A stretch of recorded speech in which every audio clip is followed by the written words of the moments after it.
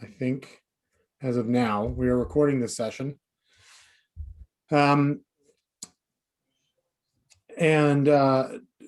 so that we can, we're recording this session so that we can both capture your feedback and questions, and so that others can benefit from hearing your questions and the answers that the Boudreau team provides. The recording will be posted to the Riverbank Landing webpage. If anyone has any questions or concerns about that recording, please feel free to shoot me a message privately in the chat, which is at the bottom center of your Zoom screen. I'll give you a bit of an agenda for today's session. We're going to start with a brief summary of the process this project has gone through so far. Then Dave and Rob from Boudreau Communities will do a presentation on the redesigned Riverbank Landing proposal. They'll outline that new proposal and the changes that have been made in response to community feedback. Following that, we're going to have, we've scheduled this for 90 minutes. I'm hoping we'll have as much as an hour for Q&A with all of you. Because there's so many people on the call today, I'm going to ask that we use the chat function for questions. Once we get to the Q&A portion, if you'd like to ask a question, please type it into the chat and we'll work through the questions more or less in the order that we receive them, but we will get through each and every question. We're going to actually start with the questions that people submitted on the sign up tool. That's about 12, 13 questions. So that'll give people hopefully enough time to type out a question or think up a question and type one out in the chat window. Again, that's to the bottom center of your Zoom screen. I've decided, because this session is the size that it is, the hands up is hard to keep track of. So I may, you can put your hand up, but I might not see it and I might not get to you. But if you do put your question in the chat, I will definitely get to it. As well, just one more housekeeping issue. If you are, it's important that with this many people, we all stay muted. The 3-4 people with their mute off can create a lot of noise in the discussion and can make it difficult for others to hear. So just stay muted. If I call on you for clarification of your question or ask a specific question, get yourself off mute and talk. But otherwise, if we can all keep the mute button on, that would be great. I'm going to do my level best to make sure I do that. I don't always remember to do it. So with that out of the way, let's talk about the process that brought us here very quickly. I know that a lot of you are familiar with this project. I want to go through a bit of a brief background about how we arrived at this point, just to ensure everybody on the call is on the same page. Boudreau Communities brought an initial development application before City Council in June of 2020 for an area structure plan amendment and rezoning at the Riverbank Landing site. An application of the type presented then and the type of application we'll be discussing today both need to go through public hearing because a rezoning would be required on this site. City Council considered that proposal and the public feedback that came with it, including some of the people on this call, as well as the call we had last week on specifically geared toward traffic. And ultimately, they decided against the rezoning. They asked Boudreau Communities to go back and come up with a proposal that would address some of the points raised by the community. Since then, Boudreau's conducted some public engagement and sessions to find out more about community priorities and concerns, including a survey and focus groups, and as well as sessions like these. With that feedback, Boudreau has put together a new proposal, one that addresses one that they hope addresses the community concerns around height, shadows, fit within the area, and traffic, while still trying to diversify St. Albert's housing stock and commercial spaces in a way that meets the needs of the community. With that said, I'm going to hand it over to Dave and Rob from Boudreau Communities, who are going to give a presentation with the details of this proposal, talk to you about how it differs from the previous iteration that came before council. Again, if you have questions, please enter them in the chat. All right. Dave? Yep. You can hear me okay, Chris? Yep, can, All right. everybody can hear okay? All right. Well, thank you so much for the introduction. Because we've gone through a number of reiterations with Riverbank Landing, I just want to take about 7 minutes today just to go through the proposal as where it sits today and some of the changes that we made. So as a project overview, Riverbank Landing is a continuation of the vision that has started with Botanic and Shops at Boudreau on the ability to create a little more livable neighborhood where people are able to walk and cycle, take a short trip to public transportation for most of their daily needs. In brief, it's about living locally. It's about shopping locally at boutique retail stores or visiting a favorite restaurant, which creates opportunities to work local, both in the medical professional building that we're proposing on site or service industry and retail. One thing COVID's taught us through this is the importance of nature and the ability to get outside on a daily basis. And Riverbank Landing has riverside trails, platforms, parking for food trucks, fire feature. It really has nature designed right into the makeup of it. So where we're at today is about 2 years of planning and consultation and redesign, and some of the changes that have happened from our initial application. So our height has been reduced by 50%. It's gone from 100 meters to 50 meters, and that's just over a small portion of the site, and we'll see the height schedule in a minute. We've reduced our suite count by over 20%, so now we're at 360 units. Commercial has also been reduced in roughly that 20% neighborhood. We've increased the setbacks from 7.5 to 9 meters to single family homes. We've really worked hard on this design to reduce the shadow impact, and we have a full shadow video available on our website. And you'll see that other than some extreme times, the shadow really is contained on the site. Heights are stepped away from single family. So we're going from 3 stories and up. And then overall, the height overlay, which really restricts how high we can build on this site, has a lot of interest and a lot of caps in it. So the whole site isn't built at a constant height.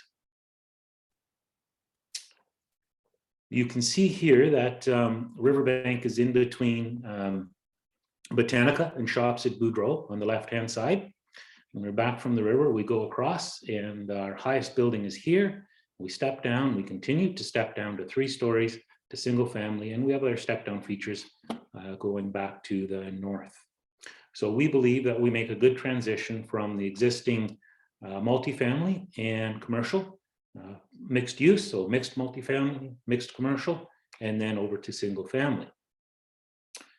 Our site's primarily composed of 5 major buildings, ranging from a restaurant on the left-hand side, going through to the middle. That is our tallest building in dark gray, 50 meters. That would be a mix of main floor commercial, condominium units above, moving across to a 3-story seniors building, and some more condominium and commercial, and going back to a medical professional building. We also have an area of 13 townhomes, so homes with some private yards attached to them. If you visit the most thriving commercial district in any city, the one full of shops and restaurants and people, I would bet that it's an area where walking is prioritized, where the services offered are centered around boutique retail, entertainment, and professional services. And we've really taken that design philosophy and observations and put it into Riverbank. Walking, exercise, pedestrian movement is very important. So you can see on the graphic to the right, we have our nature trails in red. Those will be designed to the City of St. Albert standard and allow for future connection to the Red River Trail system. They lead to our town squares, patios, so that will have seating outdoor features such as a fireplace, bicycle parking. And then as we move into the site, you can see the promenade walks for the boutique retail in the blue dashed line. And that also links pedestrian traffic through to Oakmont and then up to Erin Ridge as well. Here is our height schedule. So I'll just go briefly over this. The darkest area, 50 meters, is limited to this portion of the site. The next tallest, 40 meters, is limited to this portion of the site. Then the next tallest, 25 meters, is limited to this portion of the site. 20 meters is this area in white here. And then 15 meters is this hatched area.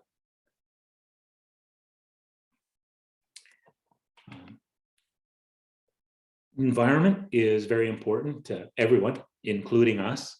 Our setbacks from the river on Riverbank Landing vary from about 140 feet to 216 feet. And that is these distances here. It is important to note that the environmental reserve is here. It doesn't cross this green land here, which is land that we do not own. Setbacks to the single family has been increased to 9 meters here, with about 7 meters setback for the balance of the site. We've hired Spencer Environmental, and they have reviewed this plan, and they've made the comment that actually with this drawing, we're alleviating some current pinch points from the wildlife corridors. This development will improve the flow of wildlife along the river valley. Housing options. We have many housing options, right from market affordable lofts, senior suite, family-oriented townhomes. There'll be 3-bedroom small yards for families or people that want to continue to garden, condominium mid-rise suites and low-rise suites, just catering to all age groups. Prices, get a lot of questions on prices, and they'll start in the mid-200s. The majority of the product will be in the 400 to 600,000. So again, we're 360 homes, about 70,000 square feet of commercial. Mixed-use developments are very good for the economy, and Riverbank is forecasted to produce 13 million per year in construction wages, through construction obviously, 24 million per year in professional and supportive wages, contribute 240 million to the local GDP, create 320 direct and indirect jobs, contribute over 200 million to the local labor market throughout its build cycle, and create 1.66 million in net tax revenue to the city per year. That is new money to the city after they've paid all the expenses to Riverbank Landing. So that is a surplus that they're free to do with as they please. We've hired Bunt and Associates, I think probably the best traffic engineering firm, to review or to do a traffic impacts assessment. And their study has found that after the upgrades that are slated to be done at the intersection of Boudreau and Belrose, that the flow through those intersections meet the City of St. Albert's design thresholds, that the average commuter can expect to wait 35 to 55 seconds to go through those lights, and that the Boudreau Road, Belrose Drive intersection is projected to operate under capacity based on volumes all the way out to the year 2034. This graphic on the right is an infographic that was put out by the US Green Building Council. And it's a very informative graphic to demonstrate a number of items that should be included into a green community. Things like recreational green space, a high density portion, a mixed use district, narrow streets, traffic circles for traffic calming and increased pedestrian access. And you'll see that a number of these articles, and in fact more green measures, are designed into Riverbank. Riverbank's Landing's design has been guided by the principles of new urbanism and will be a responsible, sustainable development, which benefits not only the community of today, but the city of tomorrow. So some of the commitments and some of the things that Riverbank is providing is we've committed to not putting any traffic through Oakmont and using that existing roadway. We're going to direct the traffic onto Belrose. We offer many different housing variety types, increasing the diversity, a connection to the Red River Trail system. Our zoning application limits our floor area ratio. So our application has less allowable mass than either a standard C2 commercial zoning or a mixed use zoning. And again, that 1.66 million per year in net revenue to the city of St. Albert. So thank you for taking the time today to find out more about Riverbank Landing. I know a lot of you are invested, and I just wanted to keep this brief. So now I'd like to open it up for questions. Thanks very much, Dave. So like I said at the beginning, if you have a question, put it in the chat. A number of people already have done that, but I'm going to begin just to give everybody time I'm going to start with the questions that were submitted when people signed up for the session itself. I'm just going to read them in order as they came in. And Dave, these will largely be directed at you. I will leave it to you to decide if you want to ask Rob to step in. Is that all right? Yeah, absolutely. Okay, great. First question is, and these for the most part are the first time I'm reading these. Why do you, the developer, continue to apply for a massive high-density residential development, very much the same as when it was last defeated? Sorry, let me read that again. Why do you, the developer, continue to apply for a massive high-density residential development, very much the same as it was when it was last defeated? We as taxpayers are aware that you are again trying to change the zoning of the development for your profit, not for our benefit. I'm going to take the last sentence as comment and the first sentence as a question to you, Dave. Oh, okay. We see this as significant adjustments that we've made. We've listened to the community on a number of issues. The height reduced from 100 meters to 50 meters.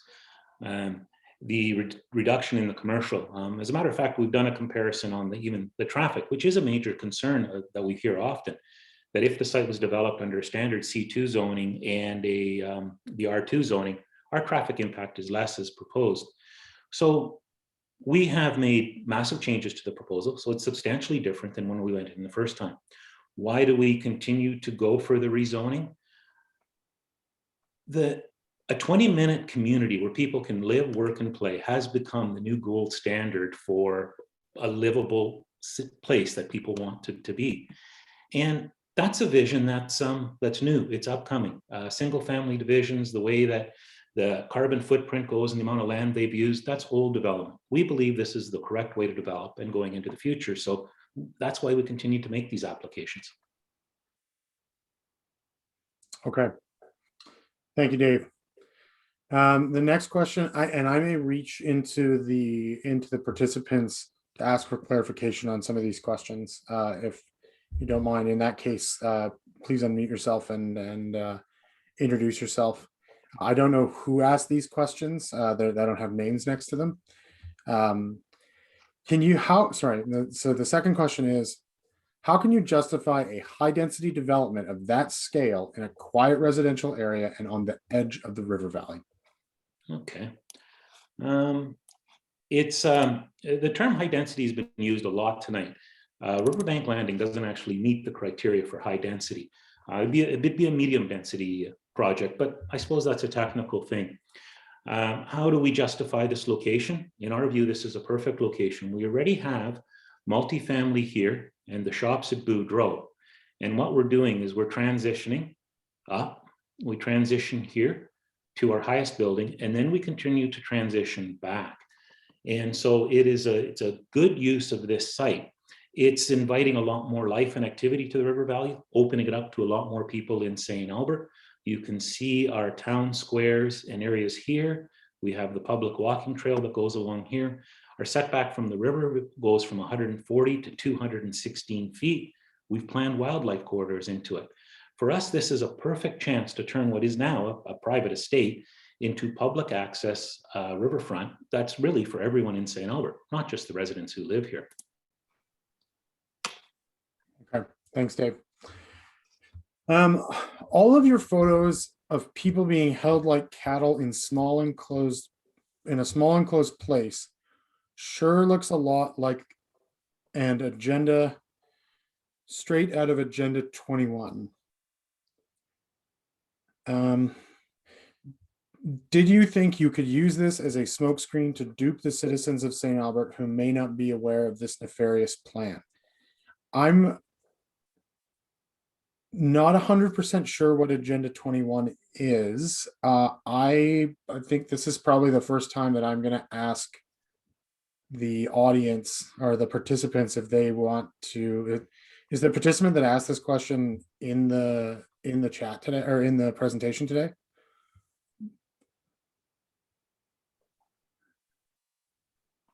I'm going to give you 15 seconds. Oh, hi. Who's speaking? Colleen Chupka. Hi, Colleen. Can you just add a bit of context for this question? I'm not quite sure what question to ask here. I'm not surprised because most Canadians and Americans have no idea about Agenda 21. I'm going to give you, sorry, Colleen, I'm going to give you 30 seconds. Have you heard of the Great Reset? Anybody? No, I'm sorry. Wow. do you want to add any additional context to this question, or would you like me to move on, or how would you like this question to be answered? I want the question answered, but if you guys have no clue about this, I'm shocked. Lady, that's a conspiracy theory. Okay, sorry. That is not a I'm actually not going to conspiracy theory. entertain any back and forth. Either the questions and comments go through me, or they don't get, nobody goes. This is a real thing, sir, that happened in 1992 and was presented by the UN at their summit meeting in Rio de Janeiro. And 179 nations signed into it. Now, And maybe the next step is to become familiar with it, and then we can have an intelligent discussion. okay, do you want me to Thank get a you. written answer to this question for you? How else am I going to get an answer? That's a fair point. I'm gonna make sure you get a written answer to this question. Okay, thank you. Okay, thank you, Colleen. Okay. Will you release your survey results to the public this time, and why did you not advertise it, including to the adjacent residents? Okay. We did advertise the survey. It was advertised in the Gazette Online, on Facebook. I reached out to the citizen group, make them aware that the survey was happening. So, you know, certainly we did advertise it to the best of our ability. To release the survey results, I suspect we're going to do something very similar to what we did last time and release sort of a version of the key findings report and put it out that way. Okay, thank you, Dave. Will there be options to alter the standard build? For example, extra sound insulation, elevator in a townhouse, sauna in the unit. Okay.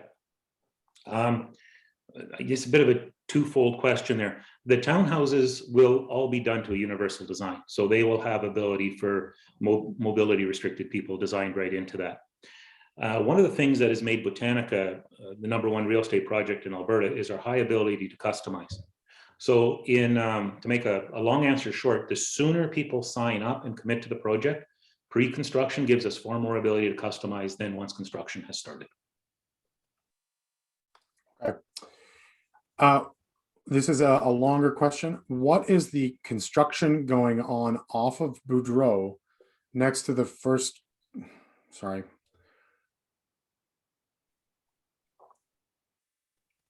What is the construction going on off of Boudreau next to the first condo build? Can this continue to be a problem with new builds? Currently, it's impacting traffic in the area. Will they keep the mud off Belrose? There was so much mud tracked on the road from the previous construction. It was muddy and dusty around here for 7 years. We do not appreciate having this continue. What will they do about mud and dust? So I'm going to just assume, having read the full question, Dave, the question I'm going to put to you is, what will you be doing about mud and dust in this, if this goes forward and you construct it? Sure. So we're going to have construction truck access, and we're going to put Texas gates on it. There's just way too much mud, and we've learned a lot of lessons the first time around. You know, trade parking, that type of thing. So to contain mud, there'll be Texas gate, which is how do you describe a Texas gate? It's a trench with a whole bunch of steel bars across it, kind of like that grating, that safety grating that you walk on. So the trucks drive over that, and it knocks all the mud off the tires, helps keep the road clean. So that's how we'll be addressing mud. The other part, the construction that's happening on Boudreau right now, that's a city utility thing. That has nothing to do with us. Anything on dust? Dust mitigation is usually done with water trucks. So as dust tends to get bad, we bring water trucks in and spray the site down. Okay, thank you. Do you have any idea when work can begin and what needs to happen prior to that work? Rob, do you want to take site servicing? Sure. I mean, for the site servicing for the site, all of that site servicing will stay on the property and will tie into the existing site servicing that went in with the Shops of Boudreau and with Botanica. And that servicing was sized to allow for a form of development on the Riverbank Landing site. Okay. So as part of our process going forward, if this gets approved, there's a couple things that we're going to do. One is start working on that site servicing plan and start putting that in. And we will start our marketing and sales program. And once that marketing program reaches some thresholds that we need, we'll begin construction. Rob and I would love to get this thing started, shovels on site this year. That's our goal. Okay. Are you able to provide clear plans for the increased traffic on Belrose, with the Evergreen Belrose intersection being of specific concern, as it is virtually impossible to leave the community that road serves when heavy traffic blocks the road at peak hours? Okay. All right, I have got my screen share up here again. So these are the improvements to the Belrose-Boudreau Road intersection that the city of St. Albert has sent out for tender. I believe that tender is now closed. Mayor Herron mentioned this in her coffee side chat as one of the projects that I believe is slated to be done. And here are some of the improvements that are happening.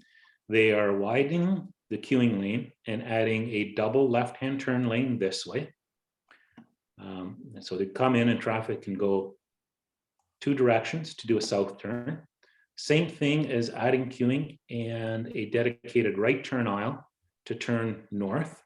So there's a lot more room between the Evergreen lights and the Belrose-Boudreau lights for queuing. So what's been happening is there's not enough room here, and they've been stacking up through this intersection. So increased queuing is going to help alleviate that, but it's not the whole solution. The other solution, and Riverbank has, Boudreau Communities has offered to pay for this, is to get this signal light communicating with this signal light. The Boudreau-Belrose intersection is already an artificial intelligence light, and by getting the two of these talking, we can ensure that there is no traffic that is locked in this intersection when you leave. So by doing that, increasing the queuing, adding a bunch more lanes to go out, this intersection is forecasted to operate at or under capacity for the next, call it 13 years. Thank you, Dave. So I'm just pulling these questions back up. Belrose 230 and 250 are commercially zoned properties. What makes it more attractive to develop the lands for residential development? Oh, that's a good question. I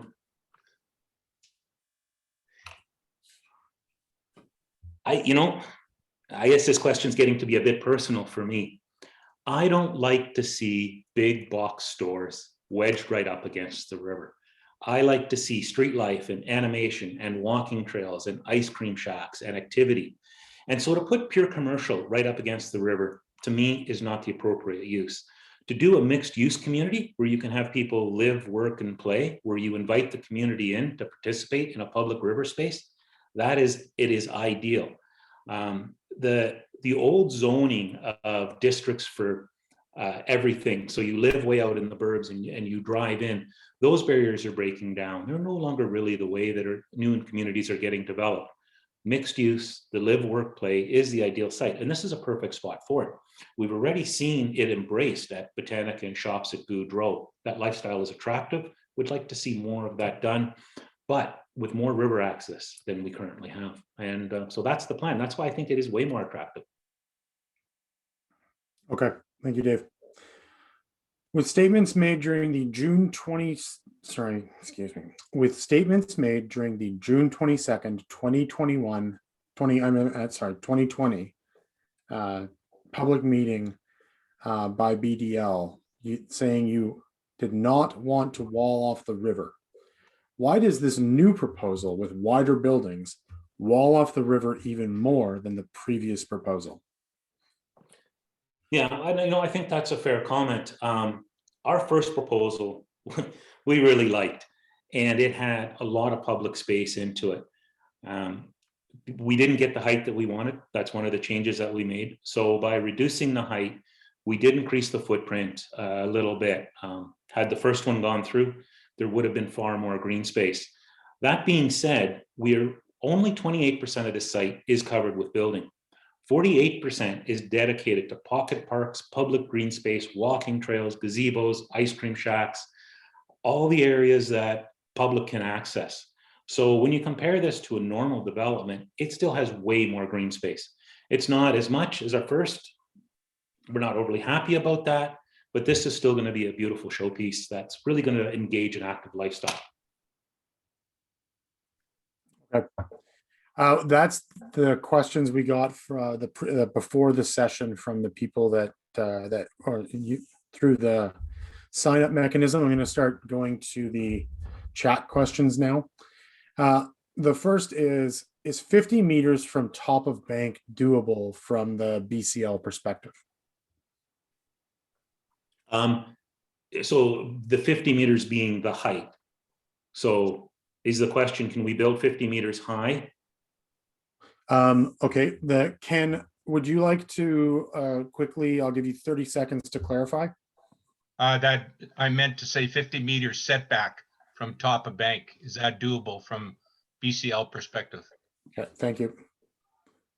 I don't have my actual top of bank setbacks. I do know the setbacks from the river that go from 140 to 216 feet. What I do know is a slope stability study was performed, and the engineer there determined the setbacks for the building and what it would take based on our design. So an engineer says we can build what we proposed here today. Yeah, and actually just to top on top of that, they did do some test holes to confirm that, and the setbacks were created by the engineer, not by us. So we took the setbacks that they proposed and designed around them. Okay. When are the traffic updates supposed to take place? I don't know. I do know that the city has put the tender out for both the design and the construction. And I know in coffee with Kathy that she mentioned this as a priority going ahead. So those are the two items. But I can't speak for the city on exactly when. Okay. Are any of the residential buildings rental properties, or are they all owned, particularly the seniors residence building? Haven't really made that determination yet. The bulk of what we do is ownership model. So the only one that we would consider a rental model on would be the seniors building. Doesn't really change our design at all. So once it gets approved, I guess we'd make that decision. But as far as what we're entertaining, if there is a rental, it would just be a seniors rental. Okay. Joey says that he has one. I imagine, Joey, you mean that you have a question? Yeah. I don't want to take questions verbally. I'm going to take this question verbally only because we've got like 15 more questions after it, but I'm going to give you 30 seconds. No worries. So like many people in the area, looking beyond the traffic and the density and the height of the buildings, the process to develop the property is probably my number one concern. I think it has its own pain points. I look at the Grandin Park Plaza development when they tore down the mall, and they're still 4 years later working on that project. I know, having lived in the area previously, lots and lots of noise. So what is the total construction timeline from groundbreaking to landscaping? Thank you, Joey. Yeah, that's always a good question. We're sitting somewhere around that 5 to 7 years. We're going to push this hard. Grandin is a different developer. We're local guys. We've done here before, and we want to get this done as quickly as we can. So, you know, in a pretty good case to have it done in 5, but may stretch out to about 7. Okay. Is the senior residential private or publicly funded? Oh, it would be private. We don't have any connection with funded healthcare. Okay. What's the slope or grade at the site? Well, that really varies on where you stand. Over by the east end, it's relatively flat. From its highest point to its lowest point, there's about a 6-meter differential, but it's a real complex slope. So from flat to 6 meters is the topography. Okay. Does BDL intend to use 290 Orchard Court for utility development? Oh, I'm assuming the 290 Orchard Court is that what we have labeled on our map as utility corridor. And no, we don't use that at all. That's just, it's a little fragment of land. I don't even think it has any utilities in it. We don't own it. It's land locked, but we're not using it at all. No, it'll just stay natural. 10, 30 seconds. Is that in the appropriate interpretation of your question? That's correct. It turns out the city of St. Albert holds the easement there for a utility corridor, and I've questioned them on why they even have it. But thank you very Okay. much, Dave. Thank you. Traffic is already over capacity, and original statements never addressed the original design shortfalls that were admitted to by the contractor. Why is there any hope that it will be less or satisfactory given the admission that it will not be acceptable? I'm not sure the admission of not being acceptable. Again, this is the improvements that the city of St. Albert has out right now. This is very, very similar to the recommendations that our traffic engineer did. I think the only difference is our traffic engineer recommended a straight through and turn option. This is a double turn. What the city is going to do, the city vets these things with independent traffic engineers themselves. Our traffic engineer has come back with a 35 to 55 second delay and under capacity based on 2034. So I guess my answer for hope is it's not just Bunton Associates, ours. It would be whoever the city used as well came back and felt that this is a solution to the traffic issues on this intersection. Are Riverbank Landing and the existing Boudreaux community separately titled properties? Yes. With only one full turn signalized intersection out of the total development, and with probably 90% of the trips turning left, how do you expect the internal traffic to get out of the development? With the density of the development, 2 full signaled intersections will be needed. There's already backups at the Evergreen intersection, and to have to wait through a second phase of the lights. Again, I can only refer back to the traffic study. There is problems today. Everyone's recognized that, and the improvements are on the way to alleviate those problems. Once they're done, the traffic study says that this will be an acceptable thing. The amount of like one entrance in, and then there's a couple right-ins, right-outs, 3 of them on. If you look at the whole site, the 20 acres, its entirety. That's pretty typical for what you'll see in subdivisions. I don't see anything abnormal there, and likely that's why the traffic impact assessment has come up as under capacity. What's the slope or grade up to the right-in, right-out only access near the Oakmont residences? Vehicles will have to turn right on a slope and curved road, which will be dangerous, especially in the winter. Yeah, if you have a look at our site plan, you'll see that road runs parallel to, I always get the roads mixed up, to Belrose for quite a while. And that's to get the slope out of it. We're sitting at a slope, Rob, I'm going to guess it's 7%, but you probably know it. Yeah, I think we took that one down to 6. Okay. The footprint for the 50-meter building is on the boundary of 290 Orchard Court. This is at the top of the bank. On what basis does BCL justify setting the 50-meter building footprint on this boundary? The setbacks, again, were determined by the slope stability engineer. So he looked at our design, he said what we can do, and we followed his recommendations.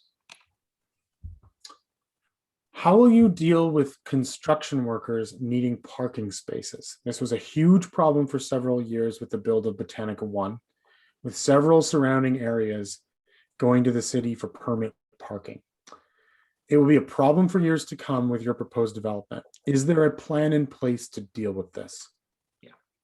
Yeah, that is one of the big lessons that we learned. We didn't plan adequately for construction parking. Rob, I've been talking for a bit. You know our construction plan. Do you mind taking it? Yeah, absolutely.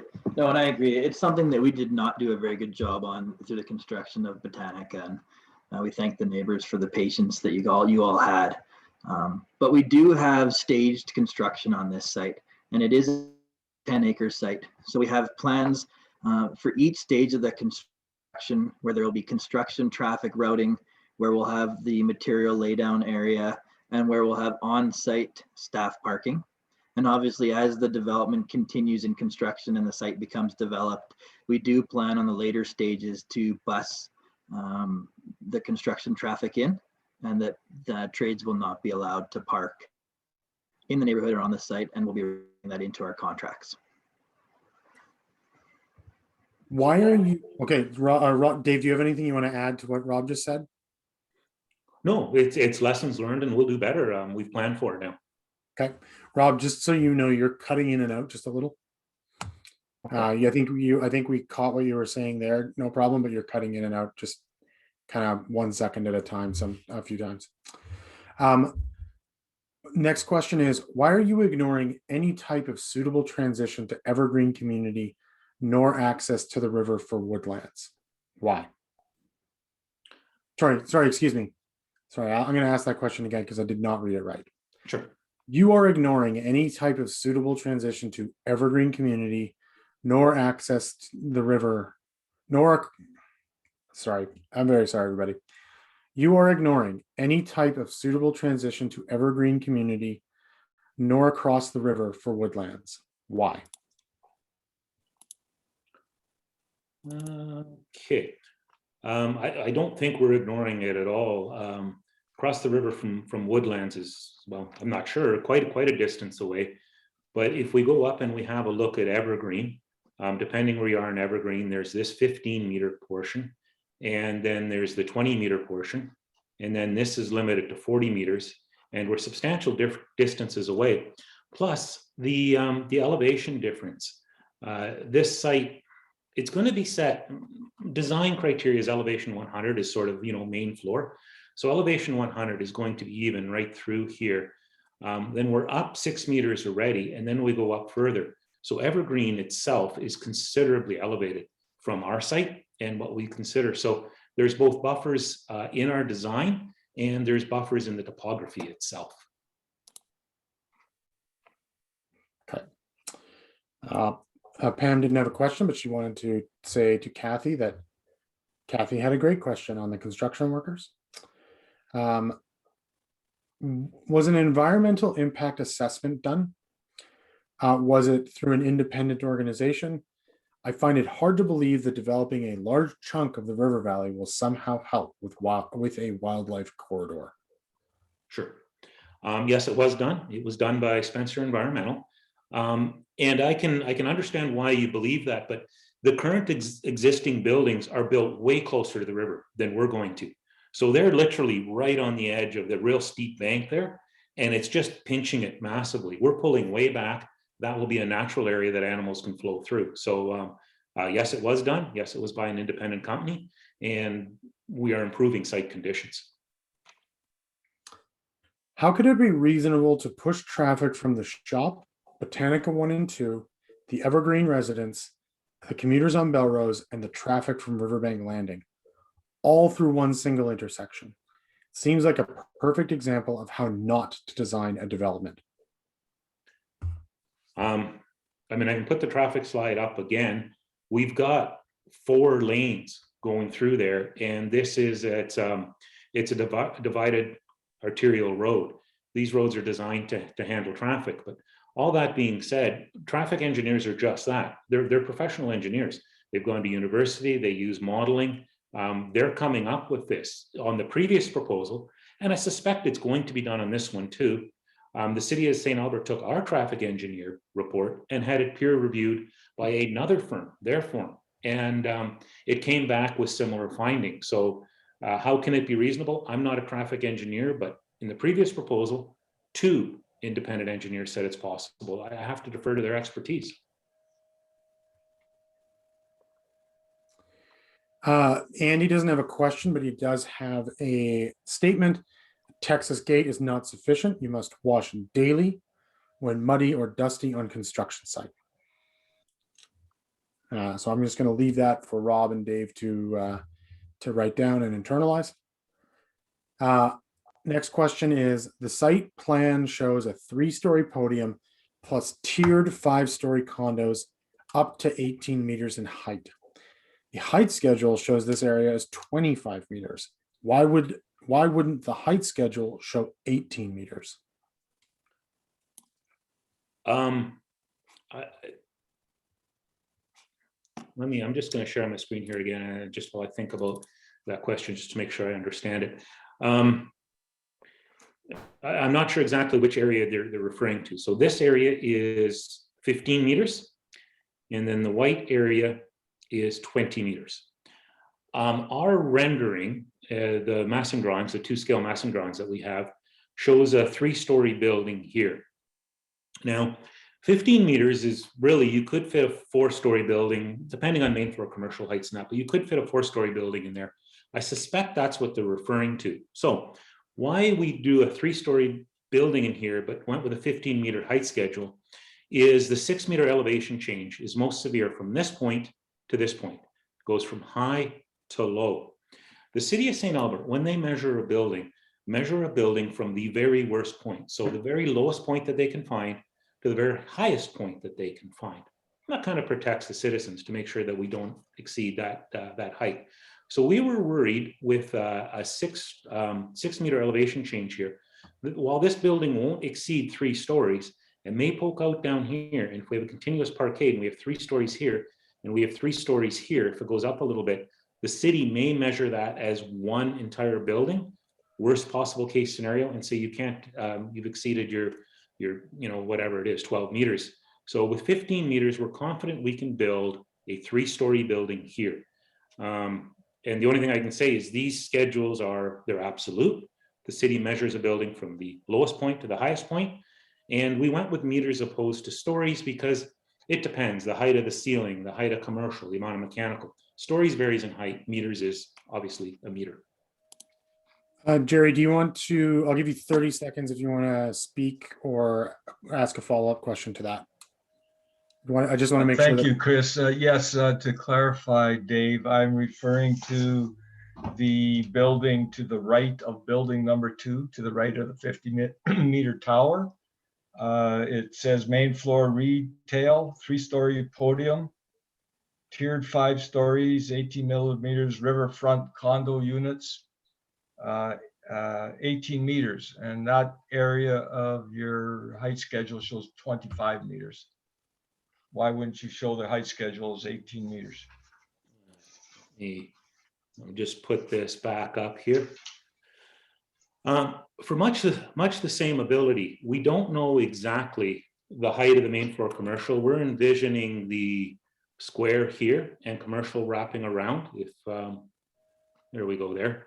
So we're envisioning commercial wrapping around here. Maybe commercial wants a lot more height. We're just not sure what's the story. Are these people, are they wanting, the purchasers wanting 9-foot ceilings or 10-foot ceilings?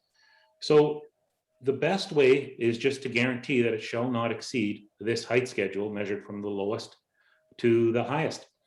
This process is, we've added way more detail than a typical rezoning process.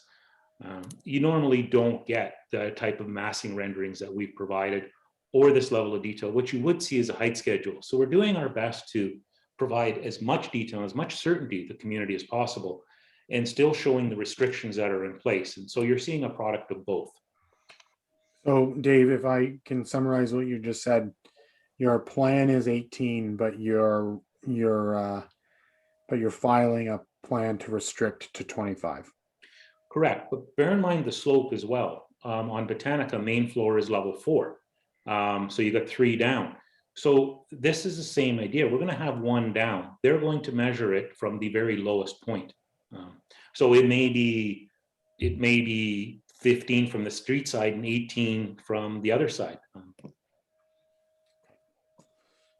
Next question. You stated that you want no traffic going through Oakmont. Does that mean it is okay for the traffic to flow into Erin Ridge, especially with the proposed proposed right in, right out further up Belrose? all the traffic northbound all the traffic northbound will need to either turn around at the top of the hill or venture into the residential neighborhood of Aaron Ridge to access an arterial road. Obviously, very few motorists will be going out to Sturgeon County. And yeah, I agree. I mean, Sturgeon County has a few major employees or employers like the RCMP station and the jail, but the vast amount of traffic, they're right, will be turning left. But bear in mind the traffic improvements that we're making. We've more than doubled the amount of vehicles being able to turn left. We've increased the queuing capacity there, and we're having the lights talk to each other, coordinated signalization. That will drastically increase the capacity of that intersection. The intersection is forecasted to operate under capacity to the year 2034. So I don't see why a vehicle would ignore that left-hand turn that's all coordinated and improved and go up and do a UE, particularly all the way through Everett Green. Doesn't make sense to me. Ken just wanted to note it's very questionable whether the improvements at the Belrose Boudreaux intersection will last for 13 years. Comment?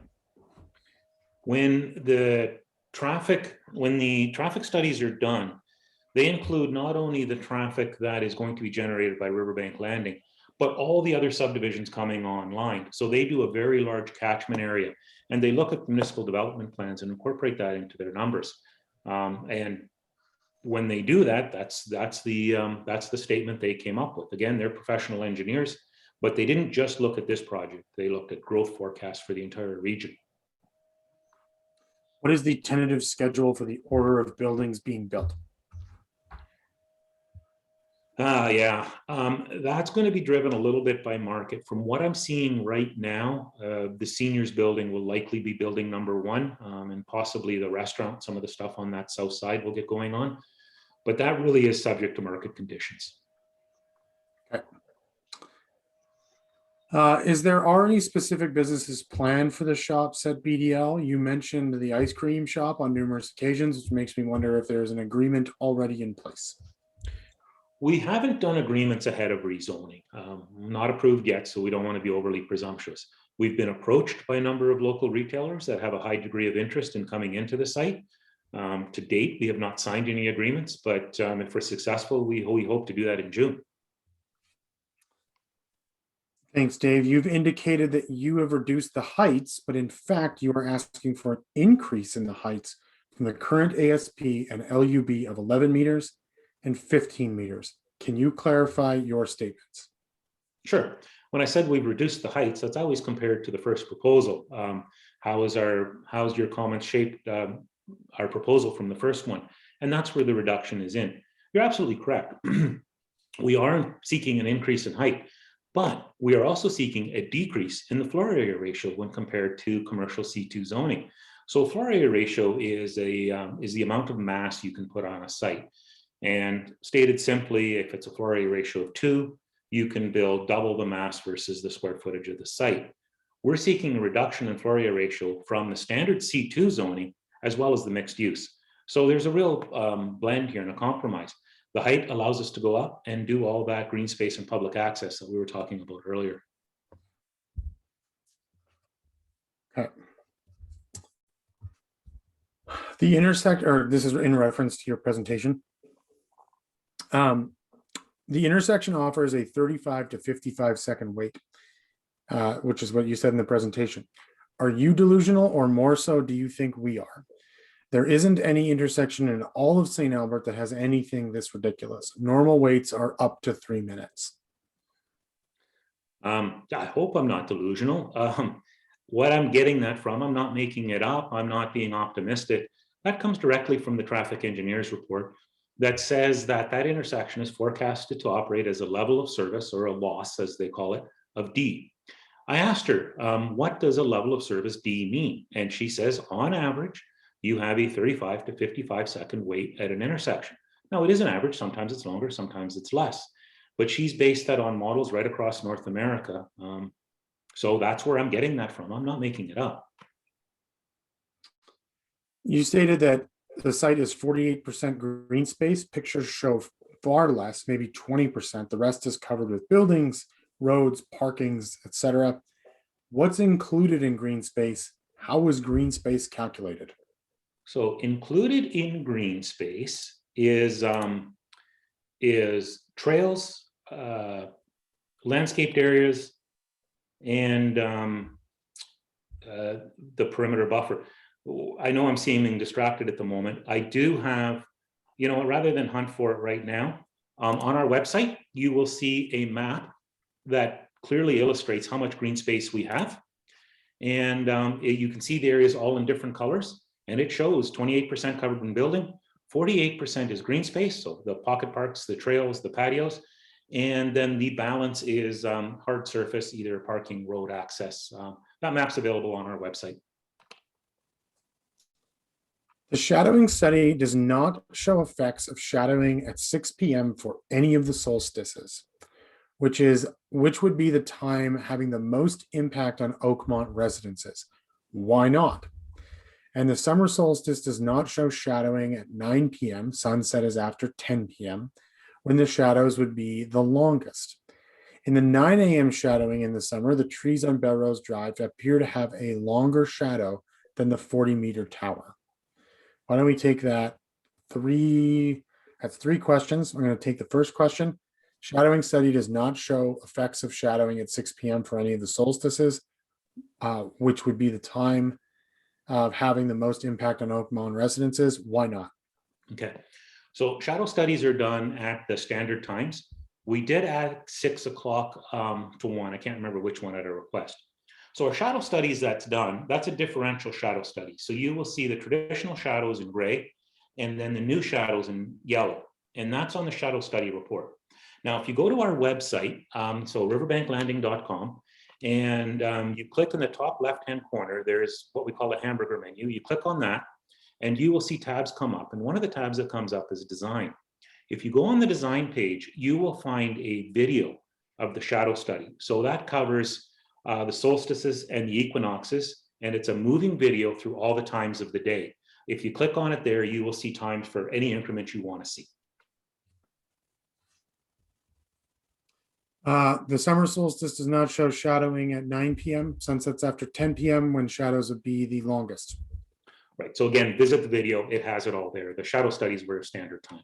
Okay, and then the last question, 9 a.m. shadowing in the summer, the trees on Belrose Drive appear to have a longer shadow than the 40 meters. I can't really address that. The shadow study was done by the engineer. He modeled the entire Oakmont Erin Ridge community. He went through the houses, he put them on in 3D. He took the topography, he put that all on his computer, and it spit out this study. I think it's the most accurate study I've ever seen. I've never seen an architect do that. If you have particular concerns about it, my email address, daveceo@bulco.com. Just email me and I'll answer you. Dave, I'll get the answer. Can you put that email address in the chat for everyone? I have never used a chat, but I think so. Well, I've been asking everybody else too, so you're going to have to as well. I'll do it. All right, here I go. There is, if you go to our website, there's a button you click and it emails me too. I'll throw it in the chat, Dave. Thank you very much, Rob. Rob, he's got it. Yeah, okay. Is that okay? Can I cheat? Yeah, go. Yeah, we can cheat the one time. Building height being a concern. I'm interested to see what the top of height and views are. Could you send up a drone to the planned building height and take a high def 360 photo and publish it? This will give me a better perspective on the height.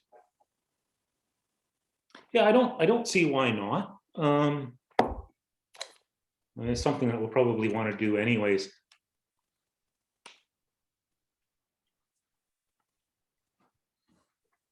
That was from Joey. Okay. Joey, maybe I could get you to. Yeah, this is me being selfish here. I like looking out my backyard and seeing blue sky and trees. My concern is looking at 30 patios looking right back at me.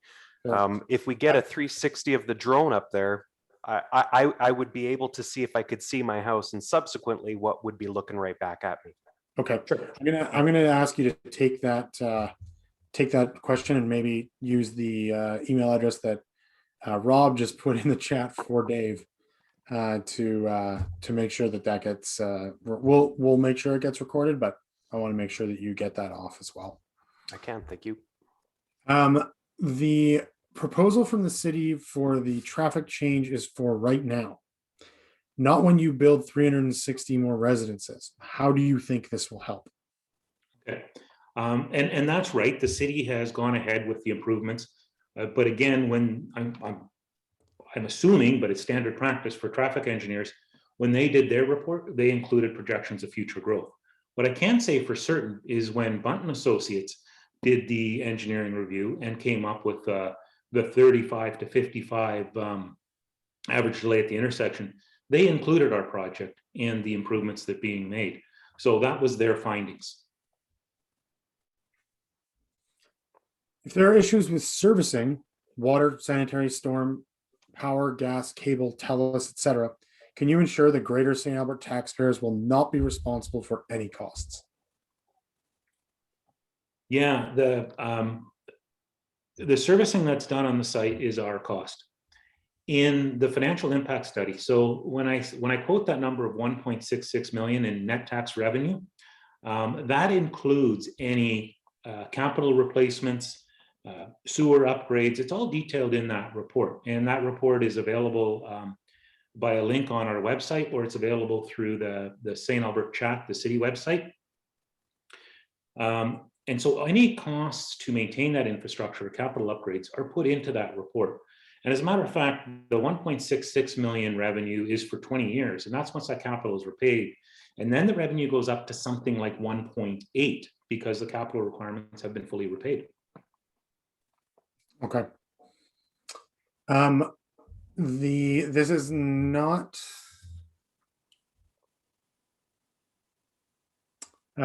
This is not really a question, but I'm going to read it for transparency's sake. So Dave, so you can hear it.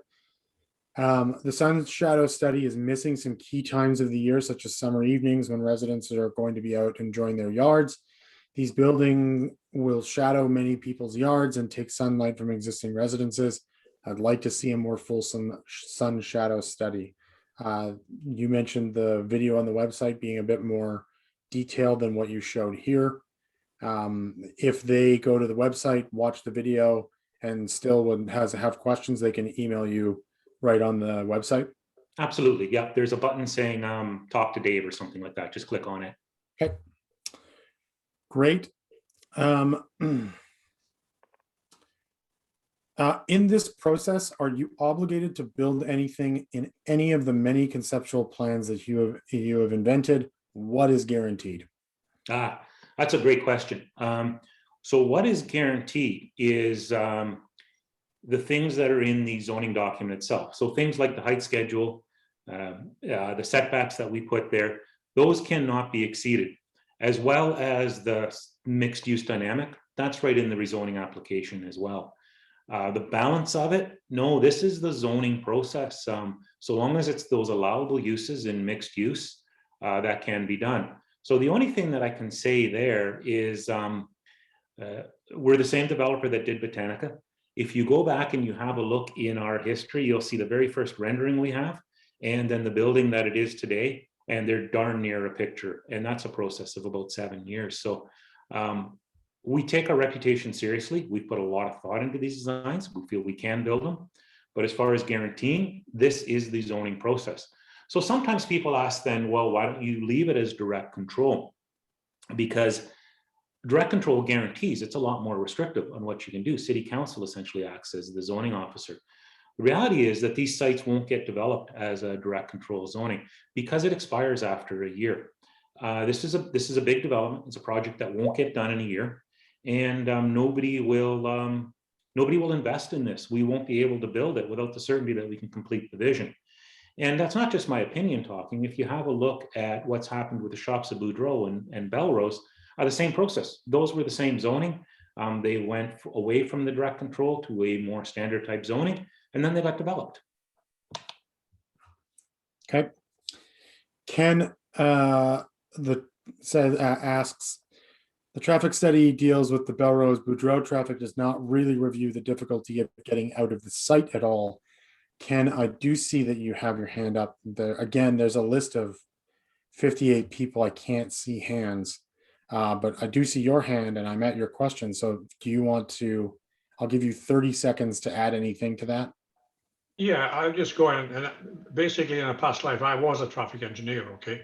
And when you look at the problems you have getting out of the site when 90% of the traffic wants to turn left, when you're going to have almost twice as much development in there, I'm fairly sure that the Boudreaux Belrose intersection can be adapted, but I don't think people will get out of the site with only the one full turn intersection. I've had to wait through 2 sets of lights to get out of Boudreaux, out of this development. So when it doubles in size, I just don't see how you're going to get out. And I really don't think the traffic report really responded to that. That's Okay. all I'm going to say. Thank you, Ken. Dave, anything you want to respond to that with? Yeah, I know that the traffic engineer, because we asked them the same thing, and they very much have on-site queuing for the amount of that return. But the general sense is that once you make the improvements and you double the amount of queuing between Evergreen and Belrose, and you coordinate the light timing between Evergreen and Belrose, you can manage that queuing and move it on site. Right now, it's a big mess. You got traffic coming in just in front of the gate. There's no coordination. It's just bad right now. It blocks up the intersection. So once these improvements are done, that is one of the criteria that they looked at, and they're satisfied. Very doubtful. Okay. Ken, I'm going to ask you to put yourself back on mute. Thank you. Will you show the drawings where the slope is down to 6% as Rob reported? How is this achieved over such a short distance? I wonder, I'm just looking for a site plan here. And I will. All right, so here's our site plan. So the slope isn't actually a very short distance. They have this slope here, but then they compound the slope. So that's why the length of this lane and including this lane. So this picks it all up.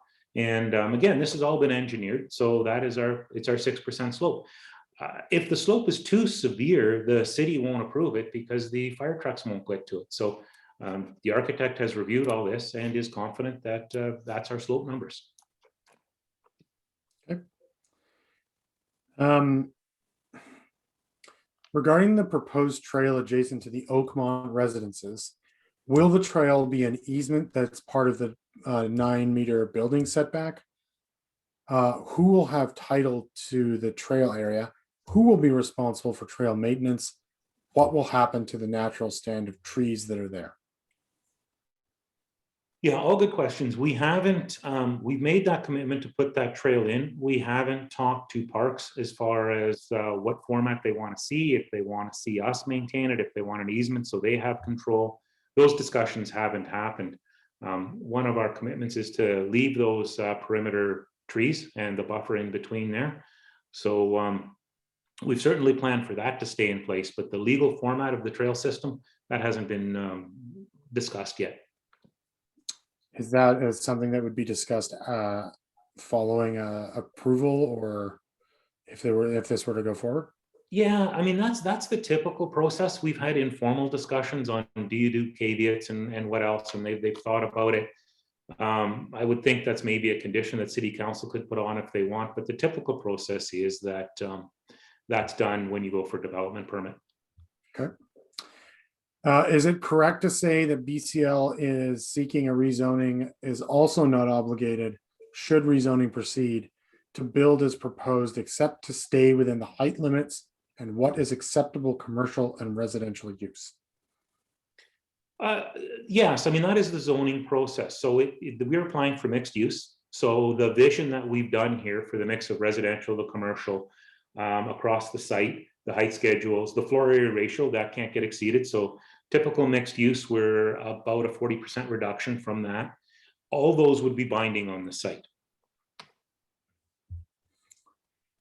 I'm not sure what the traffic engineers said I'm sure the traffic engineers said the development with the proposed improvements are possible. but at what level of service? The overall traffic will be worse with the addition of trips generated from the site. So their report has determined that the level of service will be a level of service B, which is the 35 to 55 minute wait at the traffic volumes predicted for the year 2034.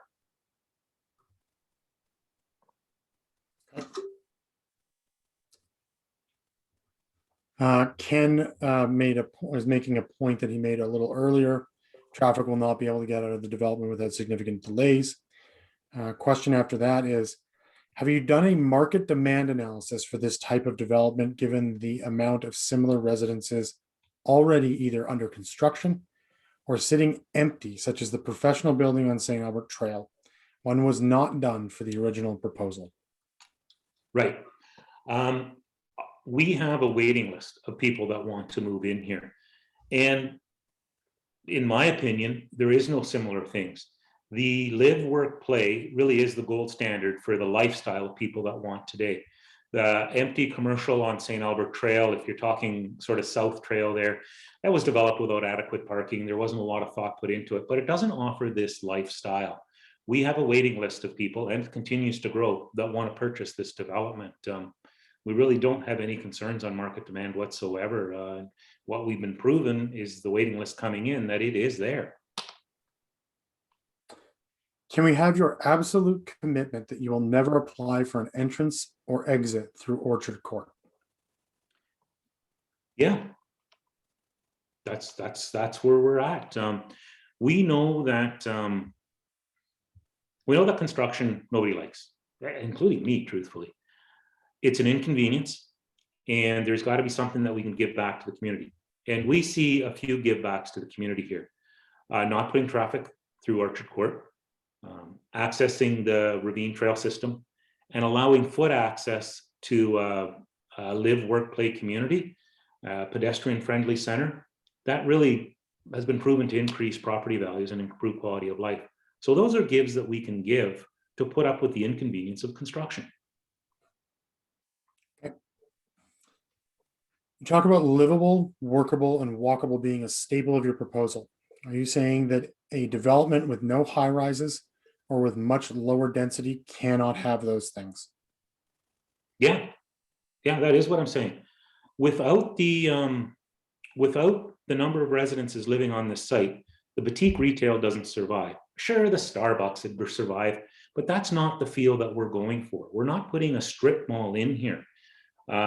We want the local chocolatier, the meat shop. And for that, you need a significant amount of residences right on site to participate in that. It's also going to draw from Oakmont and Erin Ridge, as the shops already do. Without the mixed use concept, we go back to the car center model, and that just doesn't work. Why is BCL so determined to build such a large development on this land when considering all the issues the public has with the development? There certainly is a bunch of misconceptions out there, and there's some people that I think, generally don't like it. There's a whole bunch of people that do, including the waiting list, and this offers a lifestyle that we believe is needed. It's needed for the environment, it's needed for our health, it's needed for the way that development is going to happen in the future. We believe this is the right use for this piece of land. It'll be a landmark for St. Albert. That's why we're so determined. This is going to be an awesome development. Dan asked, if the drone video gets done, can you post it to the website for everyone to see? Yeah, of course. It would probably be posted in the blog section on our website. So that's worth checking, right? We have all our history there. And that's the appropriate spot for it. So we'd label it, I don't know, drone video, something. Keep an eye on the blog. Okay.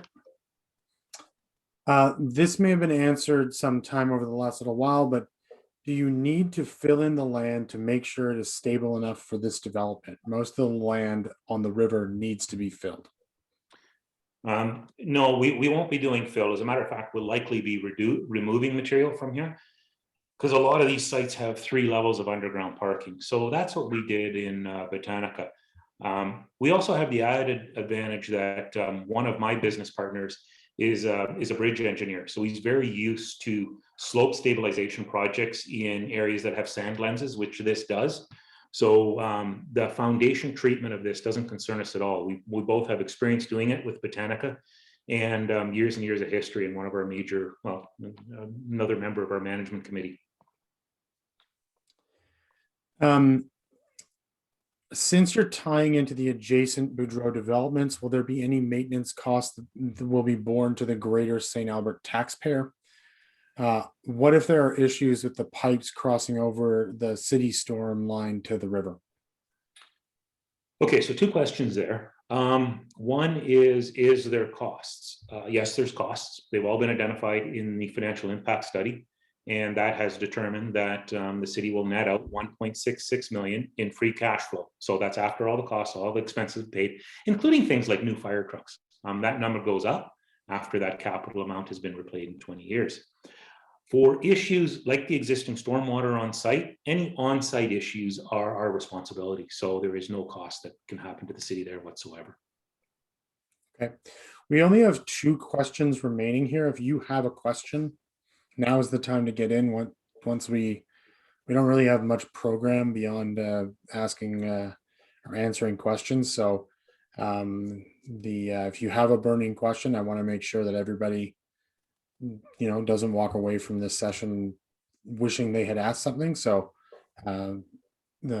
feel free to continue to add questions. Thomas Smith's question was, said that that his connection was cutting in and out on the question about traffic through the Evergreen Belrose intersection. It now seems that traffic straight through the Belrose Boudreaux only has 1 lane. Won't this just move the problem from people turning left to those going straight through? I'm not sure what the question exactly is. The traffic study was done by the city and they identified that as the best use of that intersection. I certainly know from personal observations that the left-hand turn is really the problem there, and it spills through and plugs off Evergreen and just makes an absolute mess. I haven't observed any indication of straight through traffic, but not a traffic engineer, but certainly they would have covered that, and that was the recommendation. Thomas, do you want to, I'll give you 30 seconds if you want to make sure that your question got asked correctly. And I'll give you 10 seconds to. Sorry, I'm on off mute now? Yep, go ahead, 30 seconds. Okay, so by the picture that he showed, it looked, I hope I'm being. Sorry, Thomas, you are cutting. Coming through. You're I cutting think the in. connection is gone again. Yeah, I'm sorry, Thomas. Okay, no. Mute. Okay. Thomas, what we'll do. It appears that there is only 1 lane left to go straight through. Thomas, can you hear us? Okay, we're gonna connect. And can we make sure we connect with Thomas? Can you hear us? Can you hear me right now?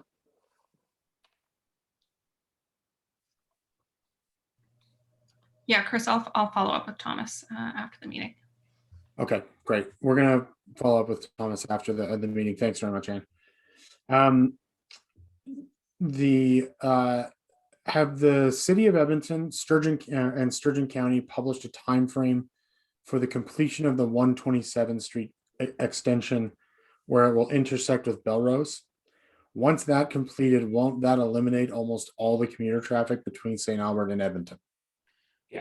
Yeah, that's a great point. So traffic in the region is managed by, oh shoot, I'm going to get this wrong. I had it last week, but there's an integrated traffic management plan with the Alberta government and municipalities to manage traffic in the region.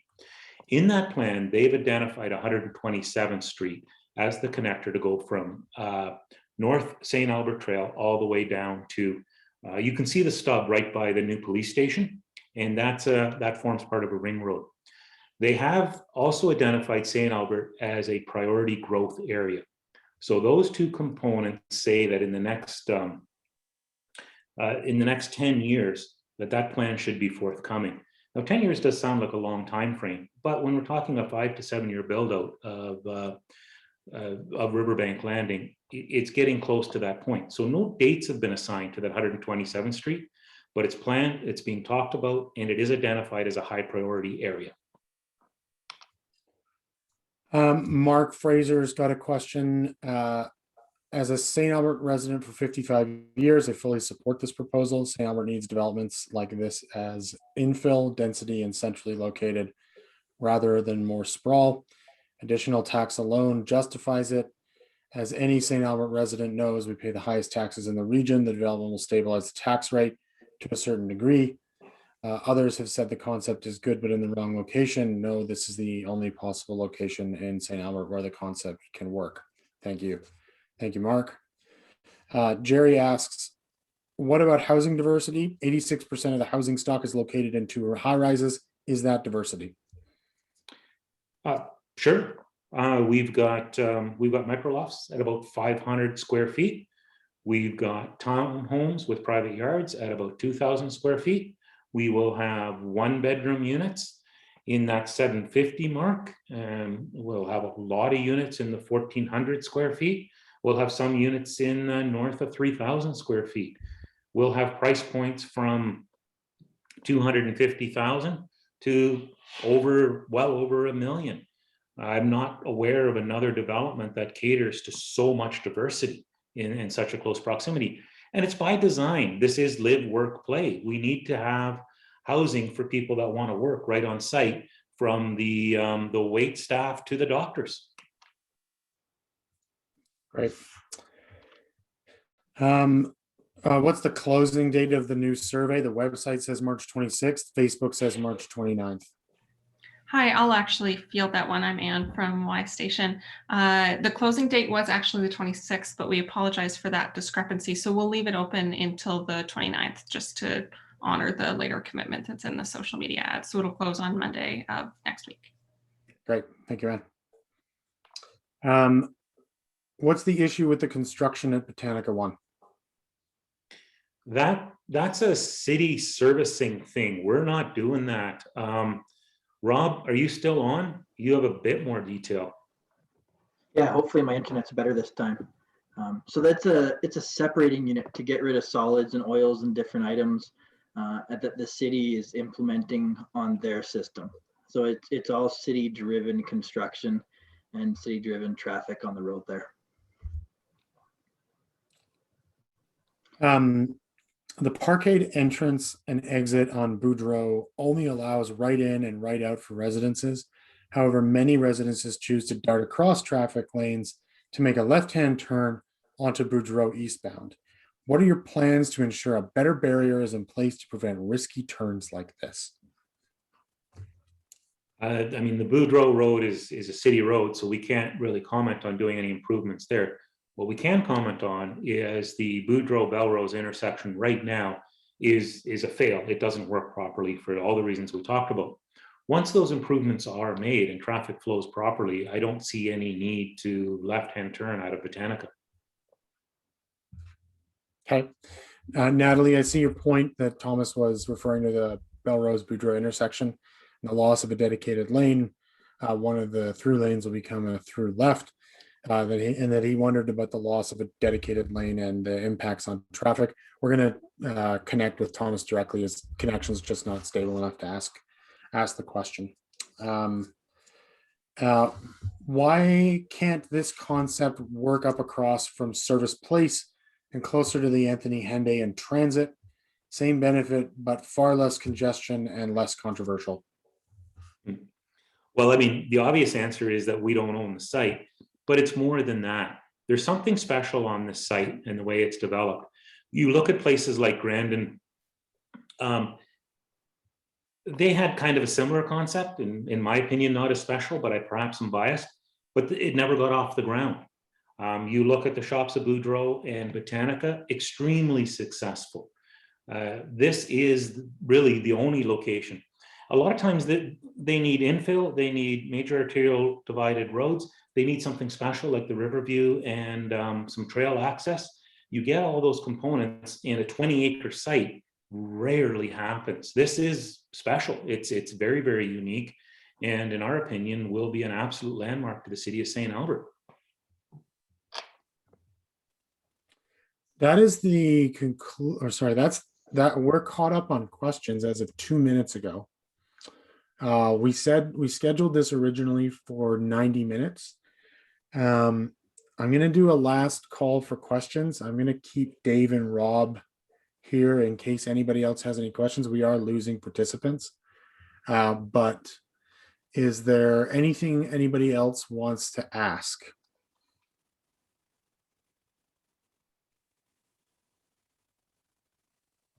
Sorry, Jasha, if you're trying to ask a question, you're just on mute at the moment. I'm just going to go to a question from Paul first. Dave, you're asking the interested parties to trust you. You're undertaking a project that involves significant risks to all concerned. What's your financial capacity to undertake this size of development? We've done it before. This isn't just talk for us. We're careful. We're local guys. This is our lifeblood. We're not a big corporate development. I've got my own money into it. We've got a very good pool of developers that have done Botanica. They've stuck with us. You know, when we started Botanica, a lot of people kept saying, and they were comparing us to another project in St. Albert that failed and went bankrupt and went through all things. And we had all the same questions. Botanica rolled seamless. Construction was a little longer than we needed. When we went up against Arena, we had a few things there. But we have both the experience and the financial capacity to pull off this project. Okay. I'm going to do something a little off basically what I've been saying all night. If you want to ask a question or make a comment directly, I'll give you 30 seconds to do so, but I need you to put your name in the chat so that I can call on you and treat it as a speakers list. Don't use the hands up, please. I've got one other question from Dustin. Are there any similar developments in Canada that we could look at as a model for this one? Let's go into chat. Yeah, there are some similar ones, more so based in Toronto and Vancouver. Calgary, the area just along the river in the Bow, close to downtown, they are starting to go this way with that mixed-use walking community. The name of it escapes me at the moment. But what we can do is we can get some names and we'll put them on our website. But some models in, like I said, Vancouver, Toronto, Calgary, Montreal, Old Town Montreal is very much a mixed use. Those ones spring off to mind eventually, right off the top of my head. Okay. Bill asked, where can we view recording of this meeting later? It'll be on the website that was linked above, and we will link again, riverbanklanding.com. Paul says, facts, please. Melcor is $1 billion operation in business for 100 years.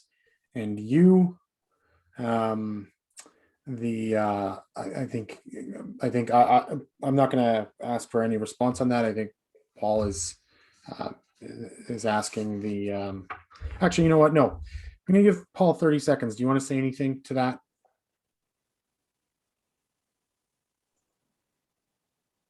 I have a question. Is it going to be wood or concrete construction? It's steel and concrete construction. That's what we do. Thank you. Okay. Anybody else want to add their name to the speakers list?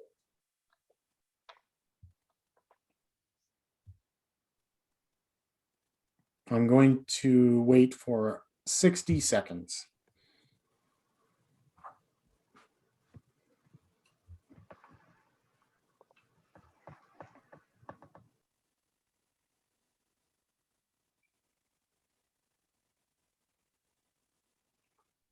Okay.